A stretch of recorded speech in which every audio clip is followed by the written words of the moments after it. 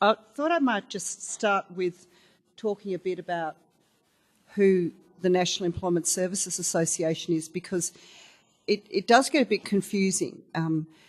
We're actually a civil society organisation, or in Australian parlance we would be called a not-for-profit organisation. And we were established in 1997 when the federal government decided to completely outsource the public employment service. So in Australia, our public employment services are delivered by a network of non-government organisations. Since that time, and I was the inaugural chair of the organisation and am now its CEO, but since that time we've really been at the forefront of advocating for the policy and program changes that have taken place. So to give you some idea, we're now in our sixth, seventh contract, but basically our fourth new program design in 17 years. So one of the things of being in this kind of framework is that you get a lot of continuous improvement to drive the performance and the efficiencies and the effectiveness of the system.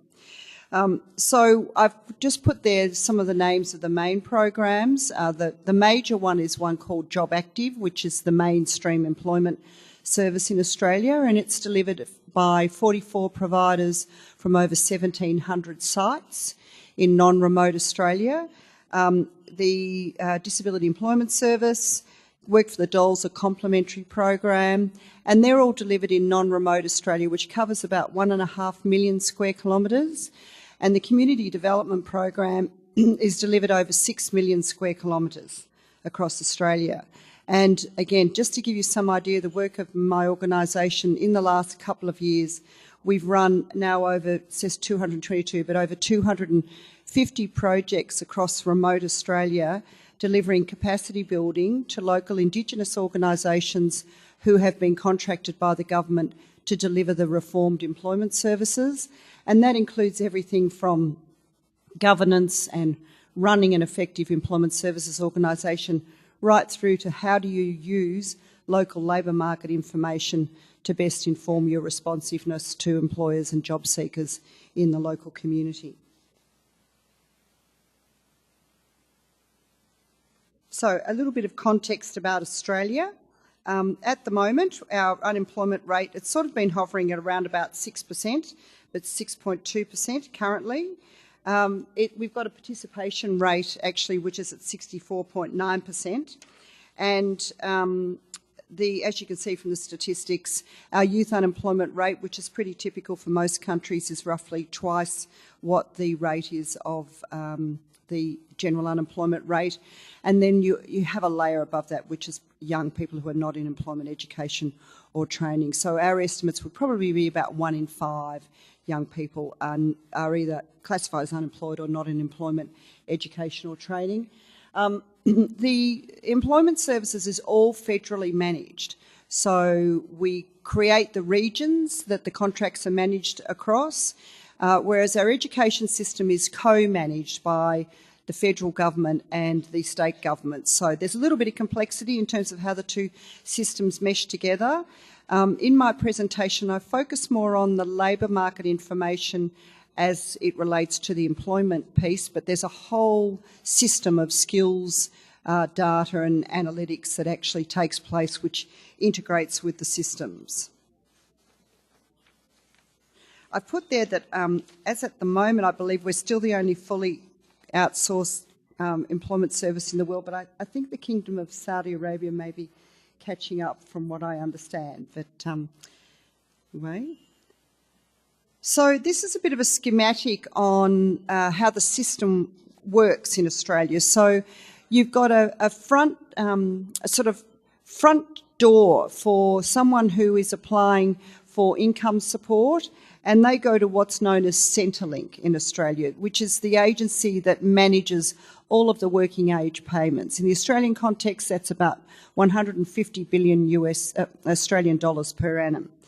And they manage what we call the Employment Services Gateway, including administering a screening tool called the Job Seeker Classification Instrument. Now, that instrument has 18 variables or 18 characteristics, including age, education, indigeneity, disability, etc. And that's at that point, that information starts going into the system. So there's lots of different information and data sources that get collated and collected, which ultimately then go into the mix to inform some of the broader trend analysis and how we use it at a local level. As I said, there's three main programs. The two non-remote programs are the Job Active program and the Disability Employment Services program, and the Community Development program is across remote Australia. They are managed by different departments, so they're all fully outsourced, but they're purchased by different departments. But the Department of Employment integrates and has a shared service arrangement across all the IT platform so that all the data that comes from those interactions goes into one source. And then we also have a range of complementary programs as well, which include a transition to work program for young people transitioning from school to work, and what's known in Australia as Work for the Dole, which is a very widespread activation work experience program. So as I said, we're funded by one purchaser, and that is depends upon which department it is. To give you some idea, the Job Active funding is, in the Australian context, nearly $7 billion over 5 years. Unlike some other outsourced programs in other areas of the world, like the work program, it's not time limited. You go straight into Job Active from day one of unemployment, and you stay there with that provider for as long as you need to get a job. There are multiple providers, so in Job Active and in Disability Employment Services, there are 4 to 6 providers in each region, so they compete against one another. And it's a system that's characterised by a strong focus on performance improvement. So that's done really by the mechanisms around the contract arrangements, particularly the key performance indicators. And for those of you who are familiar with our system, you will have heard about the star ratings model, which measures the efficiencies and the effectiveness of each provider. And then basically that is a regression is run across all of the providers to look at how they are performing on a like-to-like comparison, and ranked. They're ranked from number 1 to I think there's now 300 contracts, so now number 1 to number 300 and assigned a star rating. But the idea with the system is it's outcome focused, and it's about a line of sight to employment. So if you don't place enough people in work, and they don't stay in work in full-time employment and off benefits for at least 6 months, you will not be financially viable. So it's a pretty tough system. 5-year contracts, but you can have your business reallocated away from you at 18 months and at 3 years based on your star ratings, and also your adherence to the quality assurance framework, which is the quality KPI. So, in that context, obviously data is extremely important, and actually it was a bit like, listening to the Korean presentation sounded a little bit like the data book for the Australian government. We've got a lot of similar kind of survey mechanisms, but so without going through the whole context of what all those sources are, obviously there are sources at federal government level. There's the Australian Bureau of Statistics, there's the Department of Employment, as I mentioned, and that's through they have a free internet job search website. They have a system which supports all of the providers. They also have labour market survey data. The Treasury runs data on the ageing population. The state government has local industry data collection. You have local government, we have building approvals and that sort of thing. And then you have banks and other financial institutions, just as we've heard with other presentations like the ANZ, for example, in Australia, which is the Australian New Zealand Banking Group, that runs a time series on advertisements. But one of the data sources I thought I'd talk with you about here, because it's particularly helpful and relevant in how you use data at a local level, is called the Labour Market Information Portal.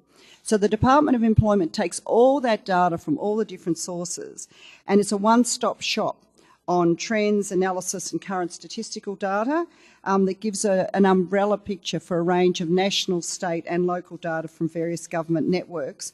But what it can do is actually then help the local provider and at a local level, the local consultant to, to best align their service offer to their job seekers and to employers and other stakeholders at a local level. So just one component within that labour market information portal is the labour force survey. So as you'll see, we start with Australia, and depending upon the type of data, as I said, the employment services frontline staff can drill down to the information that they need. So if you wanted to contextualise local information, you then look at the state of Victoria, and then Melbourne, which is the capital, which is where I live. And then in that instance, you can see what all the relevant data is around participation rates, employment rates, unemployment rate, youth unemployment rate. This portal also has access to the skills profiles and the types of jobs and roles that are available in those local areas. And then you would actually can drill right into a local suburb. So given that our services are actually highly localised, so then it would be about who you're working with in your particular locality to actually help the employment services providers to forecast vacancies and skills, to inform the training and development, clearly to inform the strategic piece in relation to employers, what the current employers' requirements may be, what employers are coming into the market, and it also enables service delivery planning, but in our context, it also actually enables a focus or information in relation to tendering for new business. I'm not sure whether you can actually see that, but that is also the Australian Bureau of Statistics, where the data is all open and accessible. It informs where pilot studies take place. It's free, as the Labour Market Information Portal is as well, and it allows cross-tabulation, and they can actually, if you want more granularity or more analysis done, provide that assistance on a fee-for-service basis. So we know that obviously having the tools is very important, but it also is important to focus on the local data. Now, I mentioned our IT system before, and that's also used by employment service providers in providing data at the transactional level to actually provide them with a whole range of operational and business reports to better inform their service delivery models. And I'm not sure whether, with the last one, there's another slide which has got some quite fine text, but we'll see how we go. But this is actually the web platforms that provide the kind of data that providers use at a local level. So this is the reports that they get that's a unique element of our system. And basically it enables them to benchmark how they're going, relative not to how their own objectives that they've set, but also relative to other providers in the local labour market. And they can also use that, as I say, to look at how they can improve their star ratings. So there's a certain level of data analytics that they can apply. The other thing is that if you want to then do more with the data, in the Australian model, you can actually have third-party providers who value add, like customer resource management, for example, but they must be approved and accredited by the government. So really, I think that in summary, that's an experience that we have, is that it's a member experience and an operational reality that this sort of information gives them what they need in order to be able to ultimately run their operations very effectively at a local level. All right. One of the aspects, I suppose, we talk about access and transparency, and that is a key. And as Wilhelm was saying, it sometimes, can have its drawbacks, but it has more advantages than disadvantages. And I think the other thing is that data literacy is very important too. And this is something that we focus on in relation to our capability development, and at an individual level across the industry, we run a whole range of workshops and training programs, both face-to-face and online, but it's also what we focus on with capacity building at an organisational level, because if organisations are not data literate, they're probably not going to be successful in our highly competitive, contestable, contracted out public employment services model.